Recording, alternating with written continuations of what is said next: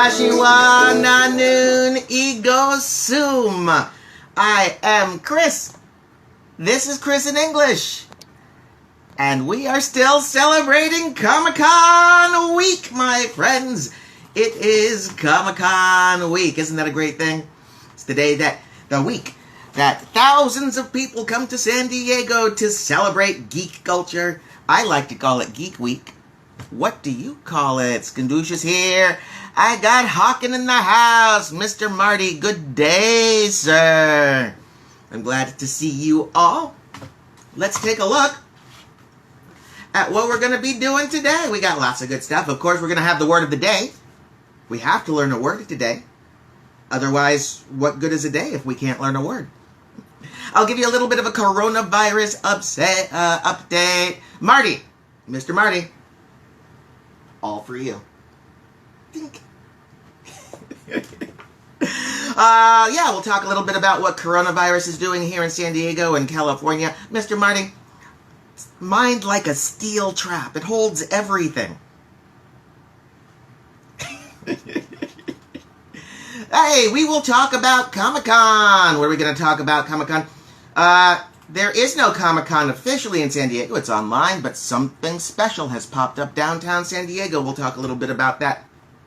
We will talk about one of my favorite superheroes. I hope she is one of yours as well. And our grammar this week, we are talking about the simple past, so we'll continue to do that.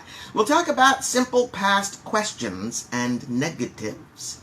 And then we'll have our class chat, and we'll end with our question of the day. If you could be a super villain, not superhero, you're not the good guy this time, but if you could be a super villain, which super villain would you be? And we'll talk about that all together. Mr. Marty, how are you doing, sir? I hope all is well in the Netherlands. I hope your family is safe and healthy and well. Here in San Diego County, we got 24,000 cases of coronavirus and 478 deaths, which is very sad and tragic.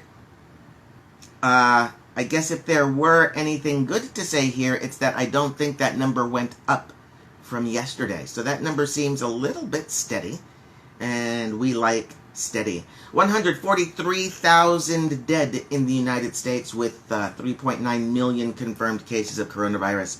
Why am I giving you all of these numbers? Because I want everybody to remember that we are still in the thick of it. Make sure you're doing everything that you have to do. Wear your mask, wash your hands, stay away from groups, and stay healthy and well so that we can be back together again. I miss you. So that's the situation here in San Diego, here in the United States. How are you guys doing? I hope you are all healthy and well. I hope that everybody is staying safe and sane. Let me know.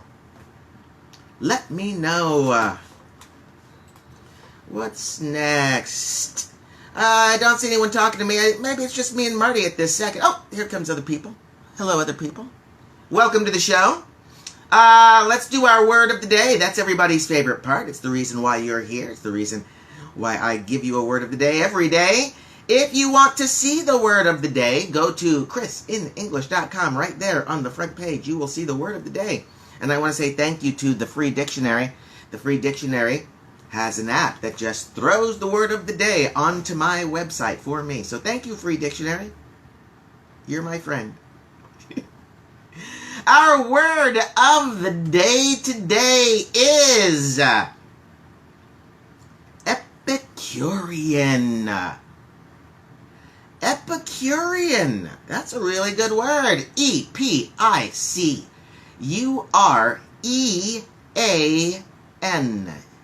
Take a note of that E-A-N, not I-A-N, E-A-N. Epicurean. Epicurean means bringing great satisfaction to our five senses. Epicurean. Here's a good sentence for you that uses the word of the day, Epicurean. The American Thanksgiving dinner is an Epicurean feast of turkey and stuffing and mashed potatoes and macaroni and cheese and Brussels sprouts and rolls and pumpkin pie.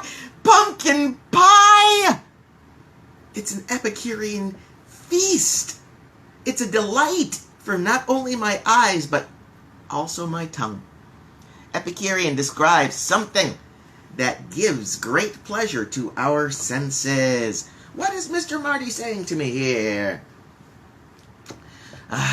It's going up in the Netherlands. I'm so sorry to hear that. Yeah, Marty, San Diego, California, many states here in the United States, we opened too fast. We wanted to get back to normal too quickly, and we are paying the price. Now we have to start over. We didn't do it right the first time, so now we have to do it again. I hope it goes easy for you in the Netherlands. Good luck, but most of all, I hope you and your friends and your family stay safe. I know you were saying that you were sick before. I hope you stay healthy. No need to panic. Good! Panic never does anything. When people run around in circles just screaming, it never solves the problem. I don't know why people do it. Senderi in the house! Coco is here too. I'm glad to see you guys. Welcome to the show. Our word of the day today is Epicurean, an adjective that describes nouns that give great pleasure to our five senses. Does everybody hear? Mary! Hello, Mary! Mary, Mary, why you bugging? You don't know that song. It's an old song. Hiya, Aya. I hope you're doing well. Hey, Aya, do you enjoy the Epicurean smell of bacon? I adore the Epicurean smell of bacon. A smell that gives great pleasure to my nose. And then the bacon gives great pleasure to my tongue. And then the bacon gives great displeasure to my waist. I'm still going to eat the bacon. Facts, says Mr. Marty. Facts indeed. Facts indeed. Let's see. Epicurean. You know, some people listen to Mozart. I like Mozart. Yeah. Requiem in D minor. Yeah. One of my favorite musical pieces, actually. But I prefer the Epicurean sounds of the Beatles, especially the Sgt. Pepper's album. It's full of Epicurean sounds. How about you guys? Can you use Epicurean in a sentence? It's our word of the day. Oh, Mr. Marty, he adores the Epicurean smell of bacon. The reason Marty enjoys the Epicurean smell of bacon is because he's human. Humans adore the smell of bacon. I don't know why, but it's true. Anybody out there? Anybody else? Give me your sentence using our word of the day. You don't have to do it now. You can send me a comment later. Send me an email at ChrisinEnglish.com. Chris@ChrisinEnglish.com. Hans Zimmerman is one of my favorite composers of movie music. I think he did the music for Christopher Nolan's Batman trilogy. I think he did the music for Man of Steel. I think that's him. If it is, he's one of my favorite movie composers. Of course, very few things can match the Epicurean musical delights created by John Williams. A little Star Wars just for you, my friends, in honor of Comic-Con.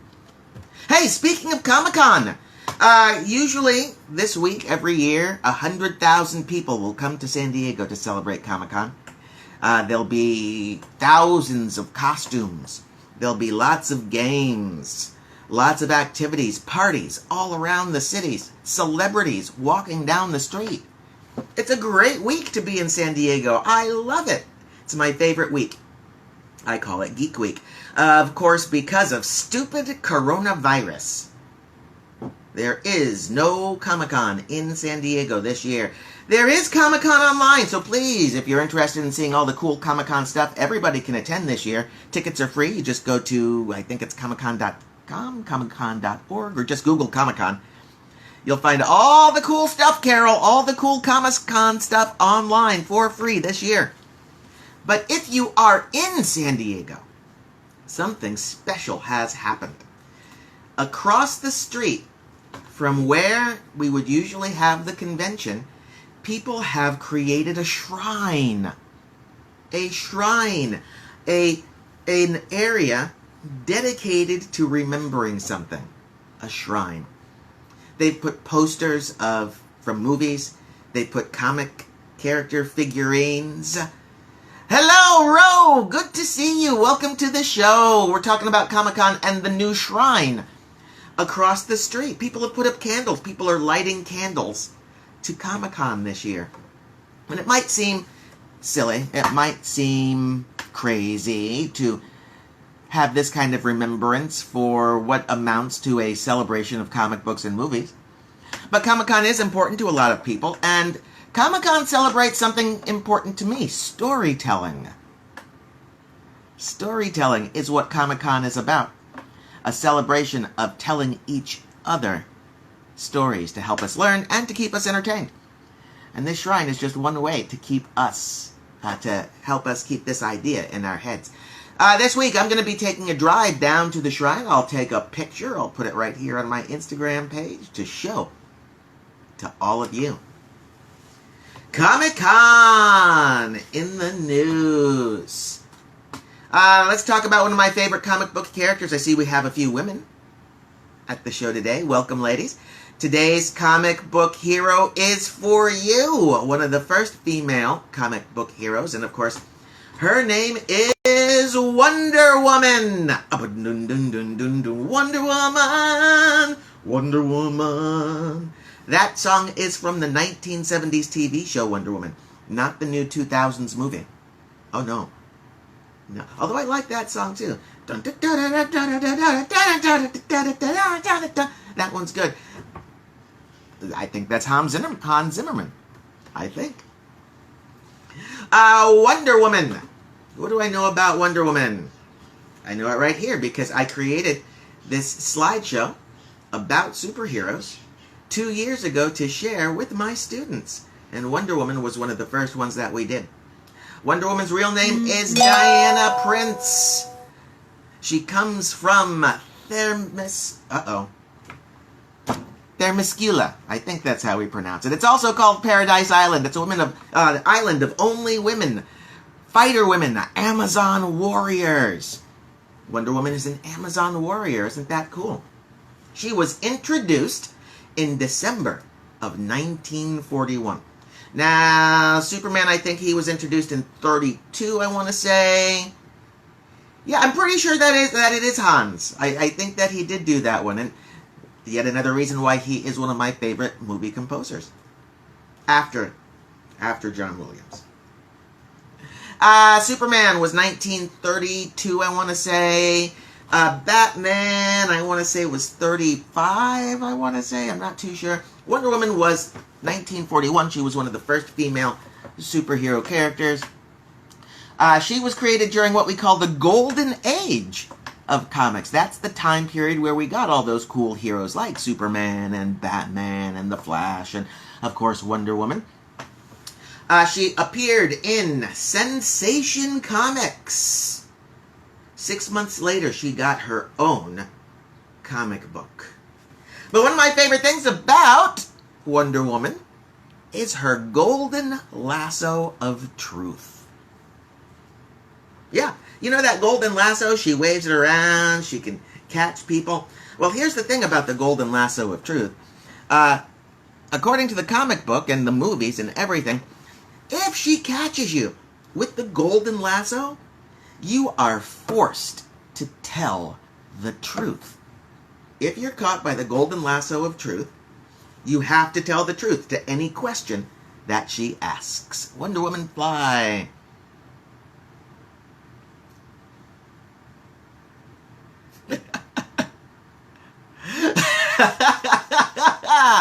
I know epic rap battles, Mr. Marty.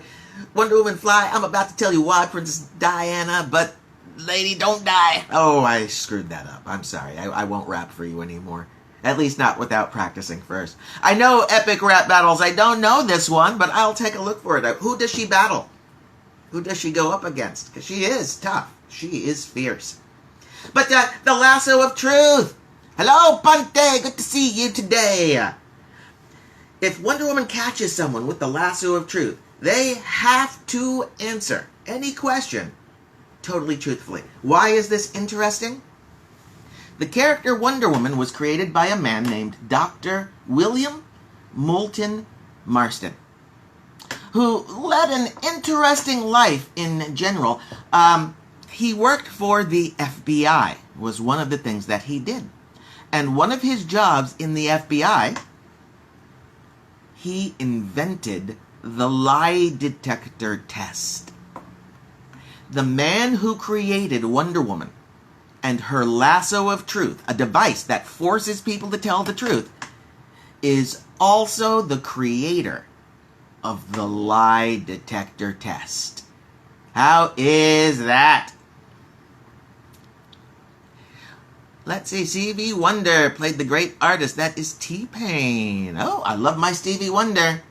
There's some superstitious writings on the wall. Wonder Woman and her lasso of truth. That is our celebration of Comic-Con today. Thank you guys for playing Comic-Con with me. We finished coronavirus. We finished Comic-Con. Uh-oh. That means we have just a little bit of grammar today, guys. Just a little bit. Don't worry, I'm not going to hurt you with the grammar. Grammar has never killed anyone that I know of. Yesterday we talked a little bit about regular and irregular simple past verbs. We talked about how most verbs are regular, meaning when we make them simple past, we add ed. Remembering a rule about the word ending in vowel consonant, or, a word ending in vowel Y, or ending in consonant Y. That's who she battles. Stevie Wonder versus Wonder Woman. Wow. If it's a fight, I'll give it to Wonder Woman. But if it's a musical battle, I think Stevie Wonder, he can hold his own. Hey, Leanie, good to see you today. Welcome to the show. Don't run away, Leanie. I just got the smallest little bit of grammar for you. Just the smallest little bit. I promise you won't die. Grammar never killed anyone. Today, I just want to remind people about using helping verbs when we have negative statements or when we ask questions in simple past. It's true. A statement in simple past: he walked into the room, he looked around, and he left. Subject, verb, word order. Subject and then our main verb. It's a statement. But in a negative statement, we have to use a simple past helping verb. Usually that helping verb will be did. He did not stay to see Star Wars. He didn't stay to see Star Wars. Sometimes the simple past helping verb will be. He was not a fan of Star Wars. So did not and was not. We always need one of those verbs in a negative statement for simple past. We also need to use one of those verbs if we create a question using simple past. Did you see him yesterday? We start with our helping verb did. Were you angry with him? We start with our helping verb were. And of course, remember, I was, he was, she was, it was. You were, we were, they were. That's it. Where did he go? Even with a WH question, even in information questions, we need to use a helping verb to create the question. Where did he go? Why were you so against watching Star Wars? That's it. Simple past. When we create questions and when we create negatives, we need to remember to use our simple past helping verb did sometimes was or were. Congratulations, you did it. You survived another day of grammar. If you want to get some more grammar in your life, please go ahead, visit my webpage, ChrisinEnglish.com. Go to the student section and you will see grammar lessons. You will find all of my grammar slideshows right there for you to learn. And if you read the grammar slideshows and you have questions, please ask. I am here for you. Anybody have any questions for me? Anybody out there have any questions for me? Because I have a question for you. Leanie, I think you're still there. Marty, are you still there? I got Leanie here. Leanie, here's the question of the day. If you could be a super villain, not the good guy, the bad guy, from any comic book, any TV show, any movie, any super villain, what super villain would you be? I know my answer. Right from Marvel Comics. And no, it's not Thanos. No. My supervillain is better. I would want to be Dr. Doom. Oh, yeah, Dr. Doom. He's my favorite villain. And if I had to be a villain, I like being the good guy, but if I had to be a villain, I'd be Dr. Doom. He is a genius. He is Tony Stark level genius. But he can also perform magic, just like Doctor Strange, and he's powerful enough to wield the Infinity Stones, just like Thanos. If I had to be a super villain, oh yeah, Dr. Doom. And he also has his own country, so that's good too. Leanie, that is perfect. And to answer your question in simple past, yes, I did. Thank you so much. I enjoyed last weekend very much. I went out, I had brunch with a friend on Sunday. I came home, I watched a couple of movies. Yeah. Of course, you know, I'm running out of things to do. I've seen most of the movies I want to see. I've read all of the magazines I want to read. But fortunately, I still have you guys. I get to play with my students all the time. So yeah, keep practicing, Leanie. That's a great sentence using our grammar, simple past. But Leanie, if you could be a supervillain, what supervillain would you be? Don't be the good guy. If you could be the bad guy, who would you be? And that's the question of the day for anybody. If you're watching this later, leave a comment. Let me know if you could be any supervillain in movies, in comics, on TV, in books, from wherever. What supervillain would you be? Anybody else got anything for me? Leanie, you got a question? You got a statement? You have concerns? I hope, Leanie, that you are safe and healthy. I hope your family is safe and healthy as well.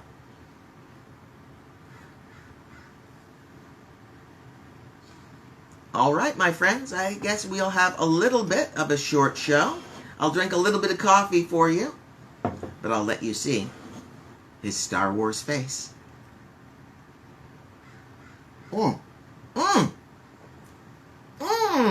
That's a good cup of coffee. Super battle. What is a super battle? Without any context, Leanie, I'm not really sure what a super battle is. Super would be spelled with one P. Supper, S-U-P-P-E-R, supper is another word for dinner. Maybe a super battle would be when a lot of superheroes get together and have a fight, or supervillains have a fight with superheroes, like in Infinity War. I'm not sure. I am not sure. But if you could be in a super battle as a supervillain, what supervillain would you be? I would be Dr. Doom, taking on Reed Richards and the rest of the Fantastic Four. All right, my friends, I guess that's going to be our show today. I want to thank you guys for showing up to the show today. Today, we talked a little bit about Simple Past. We talked about the shrine to Comic-Con that we can see downtown. What else did we talk about? My list right here. We talked about coronavirus and how we are doing in our countries. We had our word of the day, which was Epicurean, and our question of the day, if you could be any supervillain, what supervillain would you be and why? I'm going to look forward to seeing you guys tomorrow. We'll still celebrate Comic-Con. Tomorrow is actually the first official day of Comic-Con, if we were going to have it. We'll go online. We'll see what's happening in the online Comic-Con world. Please remember, you are a great class. Thank you very much. My name is Chris. I love you all. Go away.